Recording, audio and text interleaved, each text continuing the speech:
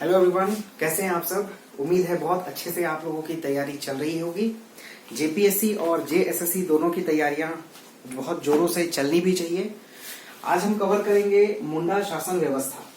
एक बात और मैं बता दूं, जेपीएससी लेक्चर सीरीज में हम पहले रैंडम टॉपिक्स उठा रहे थे और रैंडम टॉपिक्स को कवर करने के बाद हमें यह समझ में आया आप लोगों की प्रतिक्रियाओं से कि बिल्कुल एक ऐसा आप लोगों को वीडियो लेक्चर सीरीज चाहिए जिसमें बिल्कुल टॉपिक बाय टॉपिक कवर किया जा सके। जैसे हम सबसे पहले मुंडा शासन व्यवस्था देखेंगे, है ना, और इसी के बाद जो सिलेबस का पार्ट आता है नागवंशी शासन व्यवस्था, और नागवंशी शासन व्यवस्था के बाद पढ़ा शासन व्यवस्था, और इस तरीके से मांझी परगना शासन व्यवस्था, मुंडा मानकी शासन व्यवस्था, ढोकलो सोहोर शासन व्यवस्था, जातीय पंचायत शासन व्यवस्था। इस तरीके से टॉपिक ए झारखंड का इतिहास, इसमें 7 सब टॉपिक्स हैं। और आगे चलेंगे हम टॉपिक नंबर बी में झारखंड आंदोलन। इसमें झारखंड के सदान, झारखंड के आदिवासी, झारखंड के स्वतंत्रता सेनानी, झारखंड के विभूति, झारखंड आंदोलन एवं राज्य गठन। इसी तरीके से सी टॉपिक है झारखंड की विशिष्ट पहचान। अगर आप लोगों ने मेरे सिलेबस डिस्कशन वाले वीडियो को नहीं देखा है तो एक बार जरूर से, मैं लिंक डिस्क्रिप्शन में दे रहा हूं, आप सिलेबस डिस्कशन वाले टॉपिक को एक बार देखें और सिलेबस को समझने की कोशिश करें, क्योंकि चाहे वो जेपीएससी हो, चाहे वो यूपीएससी हो, चाहे वो किसी भी प्रकार का एग्जाम हो, वनडे एग्जाम्स भी सम्मिलित है इसमें। अगर आपको सिलेबस की जानकारी हो जाती है तो आपने आधी जो युद्ध है इसको आपने जीत लिया, आधे युद्ध को। खैर, तो हम लोग इस टॉपिक को मुंडा शासन व्यवस्था जो है इसको आज हम लोग कवर करेंगे। इसके बाद नागवंशी शासन व्यवस्था, फिर उसके बाद इसी तरीके से पढ़ा शासन व्यवस्था हम लोग लगातार कंटिन्यूअसली कंप्लीट करते चलेंगे।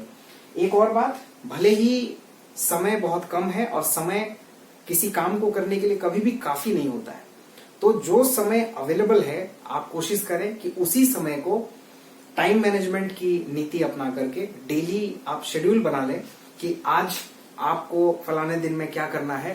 पूरे दिन भर की दिनचर्या आपके स्टडी टेबल, या अगर आप बेड पे बैठते हैं, जमीन पे बैठते हैं, जहां भी आप पढ़ते हैं वहां पे बिल्कुल आपके नजरों के सामने होनी चाहिए। खैर, चलिए शुरू करते हैं आज का टॉपिक। आज का टॉपिक है मुंडा शासन व्यवस्था। ये झारखंड का इतिहास, जो कि टॉपिक नंबर ए है, इसका पहला सब टॉपिक है।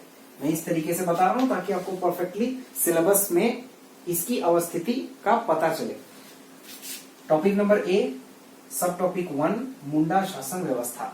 अब देखिए, मुंडा शासन व्यवस्था के लिए ये मैंने इसलिए लिख दिया है ताकि आपको बिल्कुल स्ट्रक्चर्ड वे में मैं जानकारी दे सकूं। तो मुंडा शासन व्यवस्था में गांव का जो प्रमुख होता है उसको मुंडा कहते हैं।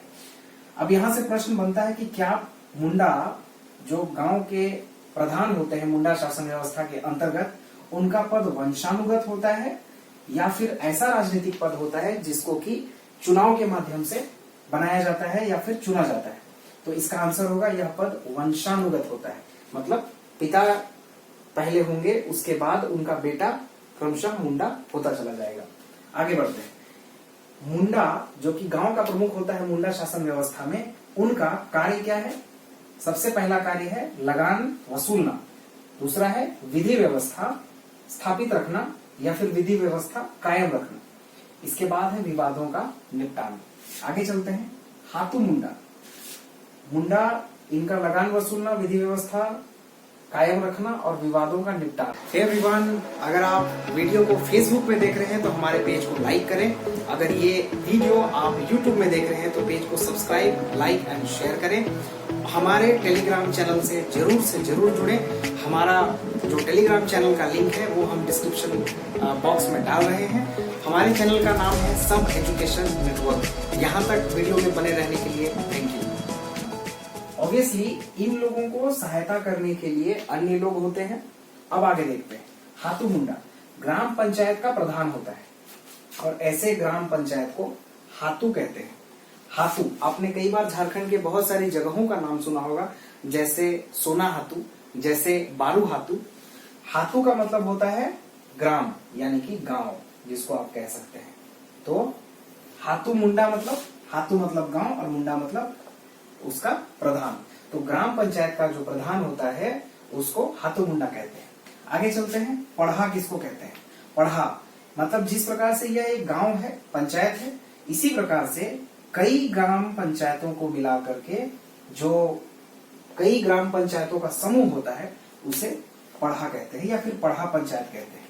यह मुंडा जनजाति की सर्वोच्च न्यायपालिका होती है, सर्वोच्च कार्यपालिका होती है और सर्वोच्च विधायिका होती है। यह अंतर ग्रामीण विवाद को समाधान करती है। देखिए, अंतर ग्रामीण मतलब कई गांवों से मिलकर के यह बना है जिसको पढ़ा कहते हैं, और उन गांवों के आपस में यानी कि अंतर ग्रामीण विवाद, एक गांव का दूसरे गांव के साथ, दूसरे का तीसरे के साथ, या किसी एक गांव का दो तीन गांवों के साथ जो विवाद होता है उसको अंतर ग्रामीण विवाद कहेंगे। तो अंतर ग्रामीण विवाद को सुलझाने के लिए पढ़ा जो होता है, पढ़ा वही सर्वोच्च इनकी न्यायपालिका है। खैर, और आगे बढ़ते हैं। सर्वोच्च विधायिका क्यों कहा गया है? क्योंकि पढ़ा में ही मुंडा शासन व्यवस्था की सभी प्रकार के नियम और नीति निर्धारित किए जाते हैं। सर्वोच्च कार्यपालिका क्यों है? सर्वोच्च कार्यपालिका आप ऐसे देखें, कार्यपालिका किसे कहेंगे? जो विधायिका द्वारा विधान जो बनाए जाते हैं उनका क्रियान्वयन जो करती है उस बॉडी को कार्यपालिका कहते हैं। ठीक है, तो कार्यपालिका यही सर्वोच्च है, यानी कि मुंडा शासन व्यवस्था में जो इनके अपने द्वारा, पढ़ा पंचायत के द्वारा जो विधान बनाए जाएंगे, जो नियम कानून बनाए जाएंगे, उसका कार्यपालन भी यह पंचायत स्वयं करती है। आगे बढ़ते हैं। सर्वोच्च पढ़ा राजा यानी कि पढ़ा पंचायत का जो सर्वोच्च अधिकारी होता है, सर्वोच्च पदधारी होता है या सर्वोच्च पदाधिकारी होता है, यह पढ़ा राजा कहलाता है।